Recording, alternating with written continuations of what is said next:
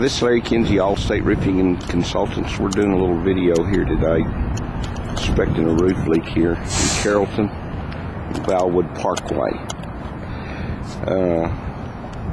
The view that we're looking at now is a ponded area. There's an air conditioner unit there. We're going to get a little closer to it here in just a second. We took some photos of the inside. There's quite a bit of water coming in, and it looks like that it's pretty typical of what's been going on this roof for a while. There's seams have been coming loose on this modified roof, and I think it's about 12 or 13 years old now.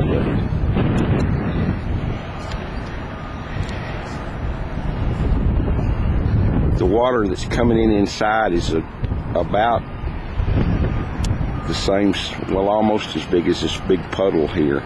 So we know it's coming in there for sure. When this building was re-roofed, what we're looking at here now is where they tied into the existing roof. Probably what they did was tear off a certain amount each day and stopped.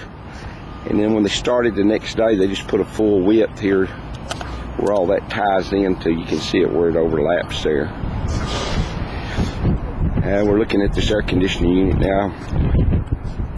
This AC unit has been unhooked, and it hasn't been ran in several years. So I think that to save ourselves from having some problems later on down the road, if we do this repair over here and just stop over by this unit, chances are we'll probably have to come back a little bit later on and then have to take this whole unit off. So now would be the time to go ahead and patch this roof, if that's what we're going to do, and just go ahead and jerk this unit off and take it to the scrap yard. It doesn't look like it's going to have any more useful life to it. So we're looking on this side. All the electrical wires and stuff are open, and it's probably well past its useful life. We're looking at the southerly direction now at this pond. We'll kind of back up here and look at this a little bit further. This area that I would recommend doing here, just to be on the safe side, is approximately 40 feet by 40 feet. We'll walk down this. This is where the roof stops back over here. This is where it ties in again on the other side. Now, as I walk across this, this deck is a little bit spongy in places. So what happens when you get this freezing weather and you get any moisture seeping below the membrane and it gets into that lightweight concrete? Well, when it freezes, it even puts more stress on the roof, and especially on an old roof, these slabs are just kind of coming apart. So the other option would be just to go in here and try to patch all these seams here. As I walk down here, you can see these seams. This material, when it was put on originally, was heat welded with a torch. And I can zoom in here on this. You can see little cracks and stuff in the asphalt. Well, that's what happens from natural wear over a period of time. We've got some evidence here of some patchwork around this vent. This collar needs some attention.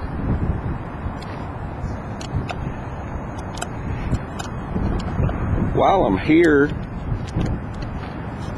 I'm going to go ahead and just kind of scan the rest of this roof, because I know that the owner is probably going to want to see this thing, and this is the best way to see it.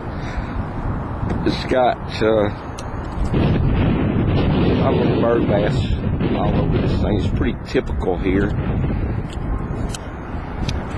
We are headed towards an area that we patched here several months ago, and we did a fairly large area here too. And again, there's just a lot of ponding water here, but this patch seems to be holding okay. There were no reports of any leaks here. We'll walk up on this unit here. This unit here, when we did a repair work along the base of it, we put a new metal flashing all the way around that unit while we were here. Put new roofing materials around the edge. We just left this material black. That's the way the rest of the roof is, so it really wasn't even do anything else with that. But this patch here, pretty good sized patch also. We're going to walk over to this other unit here. This is a unit that's had a little bit of repair work done around it in the past. It seems like it's holding right now. They didn't report any leaks here that I know of, but it's, as you can see, it's pretty bad. It's pretty sad shape around some of these units. Of course, that can be expected with a building that's probably 30 years old. We're on the north side of the building now. There is a big vent here that's, if you can see just underneath the base of it there, it needs a new collar. This is about an 8-inch vent there. Now as we'll kind of walk down the roof towards this side, we're walking down on the north side of the building.